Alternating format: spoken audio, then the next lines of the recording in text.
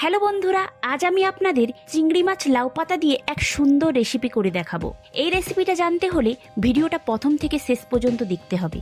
তাহলে চলুন দেখে নেওয়া যাক চিংড়ি মাছ লাউ পাতা দিয়ে বড়া। প্রথমে আমি গোটা চারেক লাউ পাতা কেটে ধুয়ে নিলাম। তার সঙ্গে লাগছে বেসন।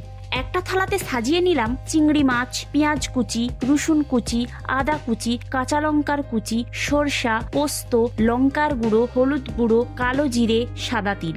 শিলে রসুন আদা একসঙ্গে বেটে নিলাম। তারপর সর্ষে পোস্ত একসঙ্গে বেটে তুলে নিলাম। এরপর চিংড়ি মাছ ম্যারিনেট করতে লাগছে কাঁচা লঙ্কার কুচি, পেঁয়াজ কুচি, সর্ষে পোস্ত বাটা, হলুদ গুঁড়ো, লবণ, সর্ষের তেল দিয়ে ভালো করে মেখে নিলাম। এরপর বেসনে দিয়ে দিলাম লবণ, লঙ্কার গুঁড়ো, হলুদ গুঁড়ো, আদা রসুনের পেস্ট, তিল, কালো জিরে, জল দিয়ে একটা বেটার বানিয়ে নিলাম।